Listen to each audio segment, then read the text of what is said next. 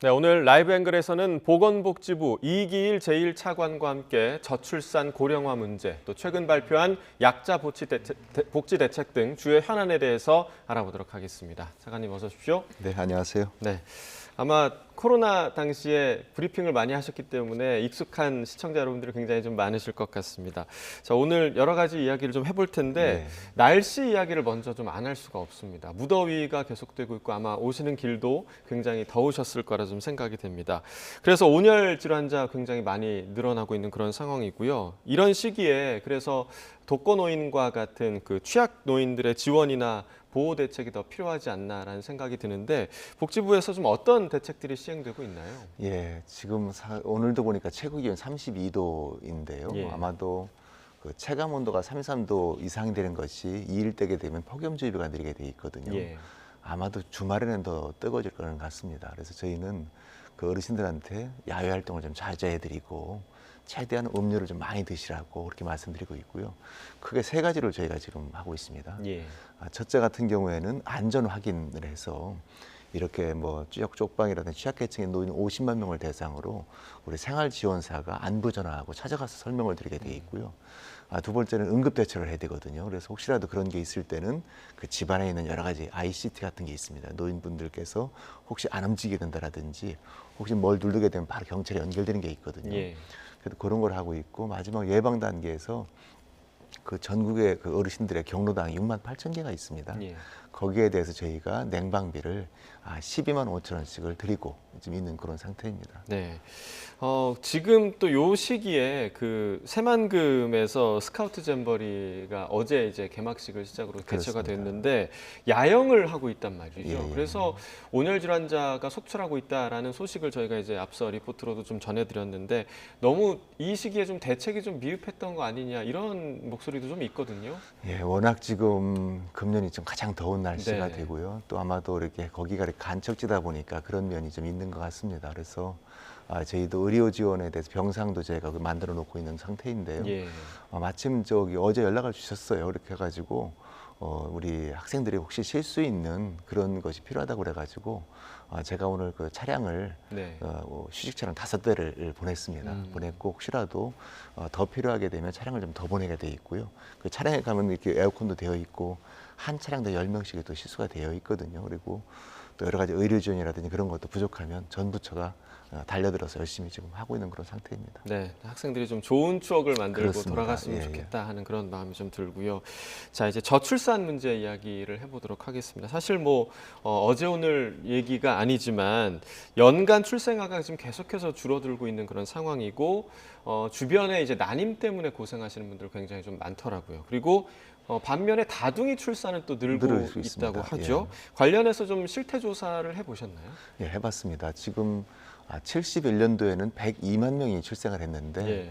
지난해가 24만 9천 명, 정확히 25만 명 정도가 태어났습니다. 예. 그러니까 50년 만에 4분의 1로 줄은 상태입니다.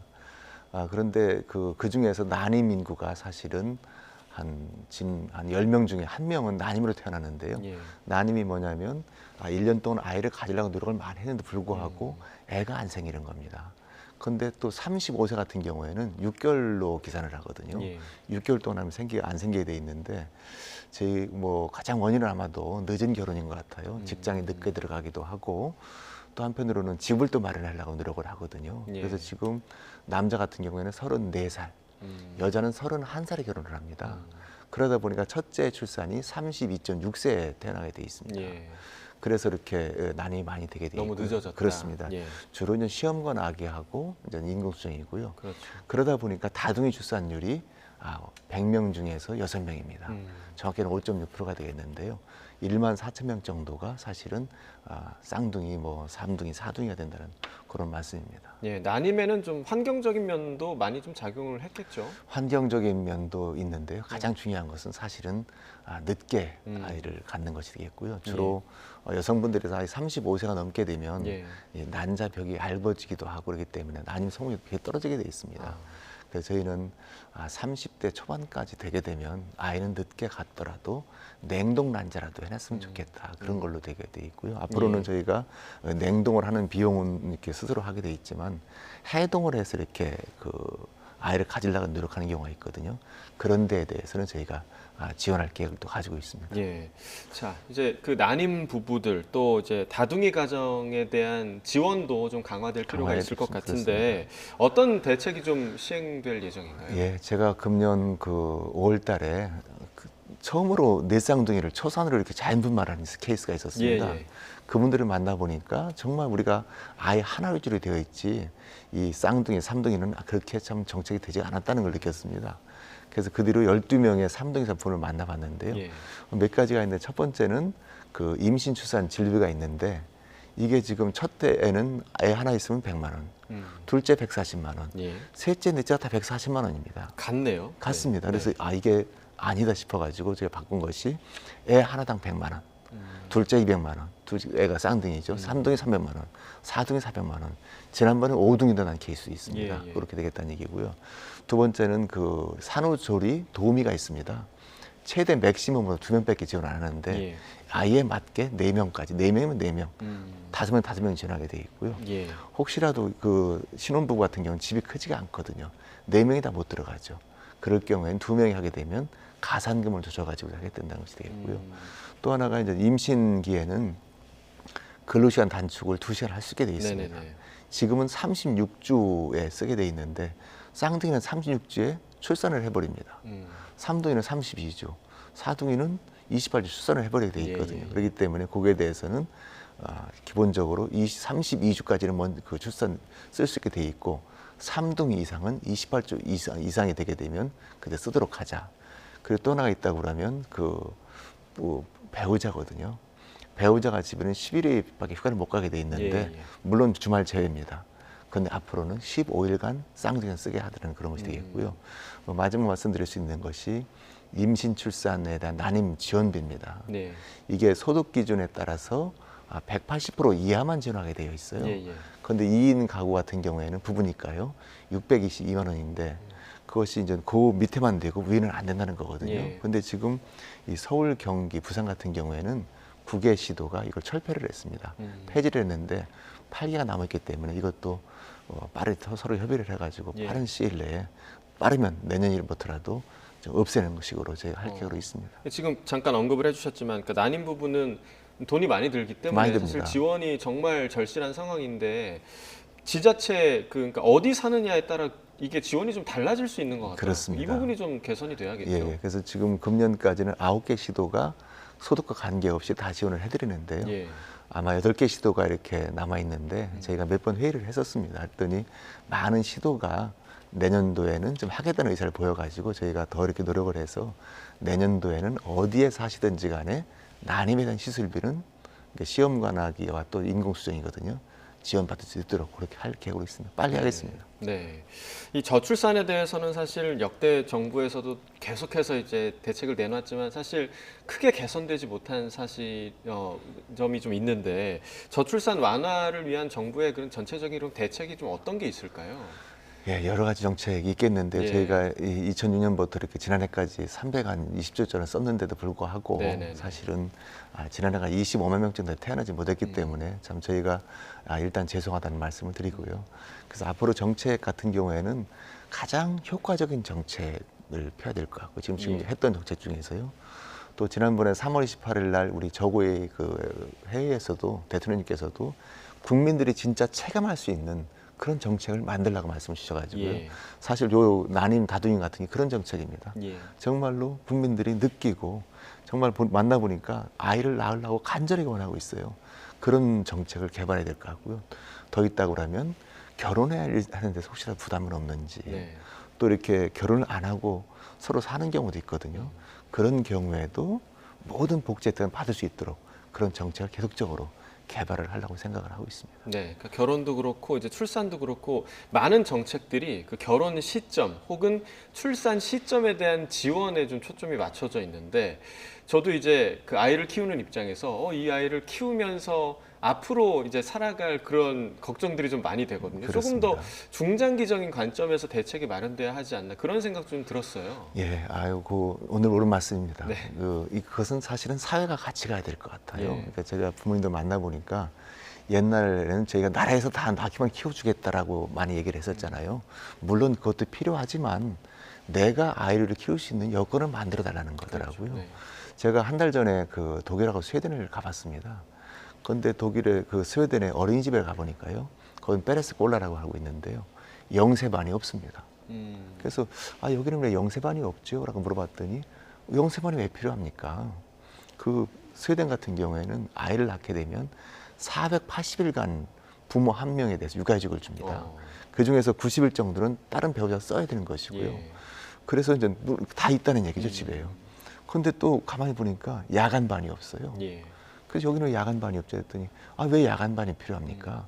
야간에 부모님 한 명은 반드시 집에 있습니다. 그렇게 네. 얘기를 하시더라고요. 그래서 그런 것도 이렇게 저희가 같이 해나가야 될 것 같고 또 아예 잘 키울 수 있도록 보육이라든지 또 한편으로는 뭐 그 유치원이라든지 아이돌봄이라든지 또 사교육이라든지 그런 거를 같이 가서 정말 우리 부모님들이 우리나라에서는 아이를 잘 키울 수 있겠다. 네. 그런 거를 만드는 게 저희의 목적이라고 생각하고 있습니다. 네, 아이를 잘 키워나갈 수 있는 그런 환경이 좀 조성됐으면 그렇습니다. 좋겠다 그런 생각이 들고 이 저출산 문제와 함께 고령화 문제도 굉장히 좀 심각하죠. 우리나라가 이제 1000만 노인 시대를 예. 앞두고 있다 이런 얘기 자주 하고 있는데 지금 추세가 좀 어떤가요? 예, 지금 한 940만 명쯤 되고 있고요. 예. 매년 50만 명이 늘어나가지고 내년 되면 1000만 명이 되실 것 같고요. 예. 후년 되면 25년 되면은 노인 인구가 전체 20%가 넘어가지고 초고령 사회가 되게 돼 있습니다. 예.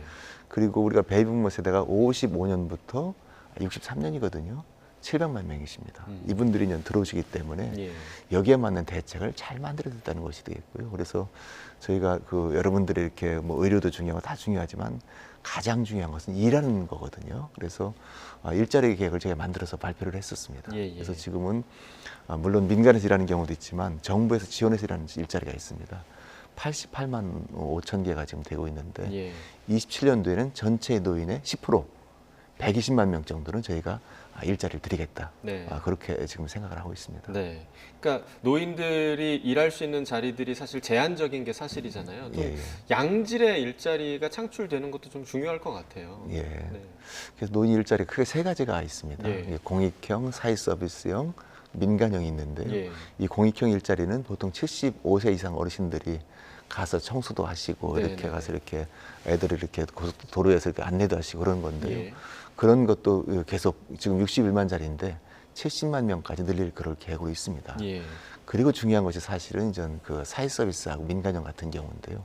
이 사회 서비스형 같은 경우는 사실은 여러 가지 예를 들면 뭐 보육교실에 가서도 이렇게 도와준다라든지 아니면 또 이렇게 여러 가지 그 자동차 부속을 한다라든지 그런 좋은 일자리들이 많이 있습니다. 예. 이런 것도 더 많이 이제 늘리게 돼 있고요. 아마 9만 개인데 21만 개가 늘리게 돼 있고요. 또 하나가 민간형 일자리입니다. 지금 새로 들어오시는 그 어르신들은 경험도 있고 지식도 있고 지혜도 많습니다. 이런 걸 활용을 해야 되거든요. 예. 어떤 때는 실버 카페가 있기도 하고 어떤 경우에는 사실은 보게 되면 이 뭐랄까요 시니어 인턴십이라고 그래가지고 뭐 세탁이라든지 아니면 고령자 취업도 하게 돼 있거든요. 예. 이런 분들에 대해서는 좀 더 일자리 많이 만들어가지고 19만 개에서 29만 개, 10만 개를 늘릴 계획으로 있습니다. 예. 그런데 지금 뭐 저희도 곧 노인이 되겠지만 옛날 노인하고 틀리거든요. 요즘 어르신들이 새로 되시는 분들은 건강하고 또 경험도 많으시고 돈도 많으시고 예. 그렇습니다. 그런 분들을 위해서 많이 만들 계획이 있고 또 또한 여러 가지 어르신들에 대해서는 공익형 늘려가지고 일할 수 있고 이 일을 하시게 되면 사실은 건강해지기도 하시고요. 또 그렇죠. 이렇게 여러 가지 자신감도 예. 늘게 돼 있습니다. 그래서 예. 지금 우리가 어르신들을 잘 모시겠다는 그런 말씀을 드립니다. 네, 자 이렇게 이제 노년층 또 취약계층도 지원하기 위한 다양한 그 대책들이 나오고 있는데 기준 중위소득을 6.09%로 최고로 지금 인상을 했습니다. 일단은 이 기준 중위소득이 뭔지에 대해서 좀 설명을 해주셔야 할 것 같고 이번 인상이 어떤 의미를 가지고 있는지도 좀 말씀을 해주시죠. 예, 기준 중위소득은 기준입니다. 첫 번째는 예, 예. 그러니까 복지급여를 줄 수 있는 기준이 되는 거고요. 중위소득은 그 말 그대로 중위소득이거든요. 그러니까 예. 우리 국민 전체 국민을 다 이렇게 100명을 봤을 때 100명을 다 세워놨을 때 50번째 되는 분 소득이 가운데요? 가운데가 네. 그 중위소득입니다. 그래서 이 중위소득 같은 걸 발표하게 되면 이 자체가 사실은 그 73개의 모든 사업의 기준이 되는 그런 소득이 되겠습니다. 예. 그런데 많이 늘어났습니다. 그래서 1인 가구 같은 경우에는 금년에 208만 원에서 223만 원까지 지금 15만 원이 늘어나게 됐고요. 예. 4인 가구 같은 경우는 540만 원에서 573만 원까지 33만 원이 늘어났습니다. 예. 그리고 가장 많은 수준으로 6.09%가 인상이 됐거든요. 예. 옛날보다도 훨씬 많은 인상률이 보이고 있는 그런 상태입니다. 네. 그러니까 이렇게 이제 역대 최고로 인상하게 된 이유에 대해서도 좀 듣고 싶은데 지금 판넬로도 있습니다. 가져오셨지만 이 약자 복지 정책을 추진하기 위해서다 이렇게 알고 예, 있거든요. 약자 복지 정책이 지금 기존 이전 정부와는 좀 다른 개념인 것 같은데 어떤 예. 부분일까요? 그 약자 복지라는 개념은 그렇습니다. 사실 이 모든 분들이 자기 몫을 다 내고 있는데요. 사실은 우리 사회에서도 자기 몫을 내기 어려운 분들이 꽤 많이 계십니다. 주로 노인, 장애인, 또 이렇게 아동분들이 있는데요. 이런 분들을 정말로 잘 두텁게 보호하겠다는 것이 예. 되겠습니다. 그런데 그 가장 기본이 되는 것이 기준 중위소득이거든요. 그거를 6.09% 인상을 한 것이고요. 설명을 드리겠습니다. 그래서 여기 보시게 되면 6.09%를 인상을 하게 되는 겁니다. 예. 그래서 4인 가족으로 573만 원이 되는 것이고요. 비율도 높아졌죠. 21년도 2.68에서 지난 정부에서는 우리가 1년 전에는 5.47% 인상을 했고요. 네. 이번에 6.09로 가장 많은 인상을 했었습니다. 그리고 이게 인상이 되게 되면 여기에 따라서 생계급여 같은 경우에는 우리가 30%가 돼 있는데 32%를 또 인상을 하게 된 겁니다. 예. 예를 들면 1인 가구 같은 경우는 금년 같은 경우가 62만 원을 받으실 수가 있었어요. 생계비를. 예. 그런데 내년에는 71만 원 해가지고 약 9만 원 정도가 인상이 되겠고요. 이 비율이 자그마치 14%가 넘습니다. 그리고 그 1인 가구가 가장 중요한 것이 72% 정도가 사실 1인 가구가 되겠거든요. 예. 2인 가구 같은 경우도 103만 원에서 117만 원으로 14만 원이 인상이 되는 것이고요. 그러니까 이게 받으실 수 있는 금액입니다. 그렇습니다. 네. 그리고 4인 가구 같은 경우가 162만 원에서 183만 원으로 예. 21만 3천 원 정도가 인상이 되게 된 것입니다. 예. 가장 많이 인상이 된 겁니다. 예. 그러니까 이런 식으로 이제 지원 금액도 늘고 그렇습니다. 또 기준이 넓어졌으니까 그만큼 혜택을 받는 분들도 굉장히 많아졌습니다. 거죠. 네. 저희가 그 기초생계 수급만 하더라도 159만 명 정도를 요 혜택을 드렸었습니다. 예. 그런데 이렇게 하게 되면 내년에는 169만 원 해가지고 10만 명 정도가 더 혜택을 받으실 수가 있습니다. 예. 아마도 많은 분들이 제 생각에는 1인 가구 아닌가 싶습니다. 73%가 되니까요. 네. 더 받을 수가 있게 돼 있고 또 이런 가구로 보게 되면 6만 3천 가구가 요 혜택을 받으십니다. 예. 그러니까 기존보다도 약 1인 가구는 약 9만 원 정도 받게 되기 때문에 더욱더 안정되게 두텁게 제가 생활할 수 있다. 그런 말씀을 드립니다. 네. 이렇게 되면 이제 재정에 대한 걱정을 안 할 수가 없습니다. 그러니까 예. 이런 혜택을 줄 수 있는 재원 마련에는 좀 문제가 없는지 이 부분 좀 어떻게 보십니까? 예, 재원도 들어가는 건 사실입니다. 예. 지금 우리가 생계기부 같은 경우가 지방비 포함해서 7조 3천억 정도를 지금 쓰고 있습니다. 예. 그런데 이것을 이렇게 하게 되면 약 2조를 더 쓰게 돼서 9조 3천을 써야 됩니다. 그렇기 때문에 다른 예산이라든지 그런 걸 더 줄여더라도 저희가 이 약자를 위한 예산, 가장 기본이 되는 생계비, 또 예를 들면 다른 여러 가지 이렇게 아까 말씀드렸던 난임 지원비라든지 그런 거를 열심히 지원을 해서 정말 국민들이 필요한 부분에는 최대한 두텁게 지원하도록 그렇게 할 계획으로 있습니다. 네. 그러니까 이번에 기준 중위소득을 역대 최고로 상향 조정을 했다라고 이야기를 해주셨는데 그러면 앞으로도 지원 금액 또 이런 소득 기준 대상 확대하실 계획이신 건가요? 안 들려가야 됩니다. 왜냐하면 우리 지금 국정 과제에도 이번 우리 정부에서 사실 요게 보게 되시면 30%에서 32%가 되어 있잖아요. 예. 이것을 우리가 35%까지 인상할 계획으로 있습니다. 예. 그리고 중위소득도 계속적으로 인상을 하고요. 해가지고 국민들을 정말로 두텁게 좀 보호를 할 그런 계획으로 있습니다. 아마 이것이 우리 기후 종합계획을 곧 세우고 있는데 곧 종합계획을 만들어서 예. 발표할 그럴 계획으로 있습니다. 네. 방금 말씀해 주신 그런 그 기초생활보장 종합계획 어떤 내용을 좀 담고 있을까요? 예, 3년 만에 한 번씩 하게 돼 있습니다. 예. 보통 계획은 5년 만에 한 번씩 하고 있거든요. 그런데 3년 만에 빨리 현상을 파악해서 하겠다는 그런 생각이고요. 실태전은 끝났습니다. 그리고 지금 저는 거의 이제 부처비를 하고 난 다음에 8월 말쯤 발표하게 돼 있는데요. 먼저 말씀드리게 되면 아까 말씀드린 것처럼 기준 중위소득을 인상하겠다. 그리고 생계급여 같은 경우에는 기준 중위소득의 30%를 주게 돼 있는데 이번에 32%로 갔습니다. 예. 이게 7년 만에 간 겁니다.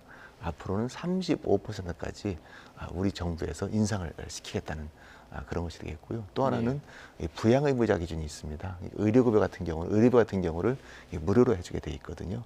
그런데 여기에서도 가급적이면 발달 중증 장애인 같은 경우는 없애고 예. 좀 더 이렇게 부양을 다 떨궈가지고 더 두텁게 더 많이 해줄 계획으로 있습니다. 아마 네. 8월 말쯤에는 저희가 계획을 발표를 국민께 드리겠습니다. 네.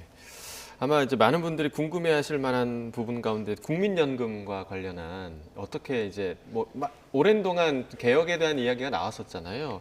각종 간담회도 열고 있다고 제가 듣고 있는데 어떤 좀 개선 방안을 세우고 계신가요?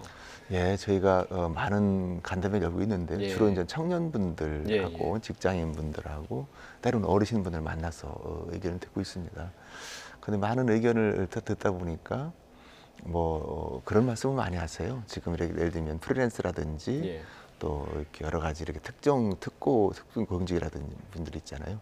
그런 분들은 좀 많이 좀 말씀 포함했으면 좋겠다는 의견이 있었고요. 또 하나는 지금 그 각종 크레딧 제도가 있습니다. 출산을 하게 되면 둘째부터 12개월, 셋째는 18개월 더해서 30개월, 넷째는 48개월 이렇게 해주게 돼 있는데 예. 왜 첫째는 안 해주냐 그런 의견이 있고요. 또 하나가 군 크레딧이라고 있습니다. 군대를 갔다 오게 되면 군대 갔다 온 그 우리 군인들의 제대 장병에게 6개월을 주게 돼 있거든요. 예. 근데 나는 6개월이야. 난 18개월 근무한 사람 아니냐. 18개월 다 달라라고 얘기하고 있고요. 네. 마지막 하나 더 말씀드리면 지급 보증을 해달라. 그러니까 지금이 여러 가지 기금이 이렇게 줄어들고 있다. 2050년에 쏟아진다고 하고 있는데 그렇죠. 그거에 대한 그거에 대해서 걱정이 있기 네. 때문에 이것을 우리가 지급 보증을 해달라 말씀을 하고 있기 때문에 그건 국가가 존재하는 한 반드시 국가에서는 돈을 다 드립니다. 걱정하지 마십시오. 그리고 지금 여러 가지 이렇게 나와 있는 그 문제를 대상으로 금년에 저희가 여러 가지 계획도 세우게 돼 있습니다. 그렇기 때문에 열심히 연금 개혁에 대한 플랜을 만들고 있습니다. 네. 그래서 그런 걸 전체적으로 만들어서 국민 여러분께 잘 이렇게 말씀드릴 수 있도록 하겠습니다. 네, 정말 걱정하지 않을 수 있는 뚜렷한 플랜이 좀 가시적으로 좀 제시됐으면 좋겠다 이런 생각이 좀 듭니다. 네, 오늘 여기까지 듣도록 하겠습니다. 이기일 제1차관과 각종 복지 정책에 대해서 이야기 나눠봤습니다. 고맙습니다. 예, 감사합니다.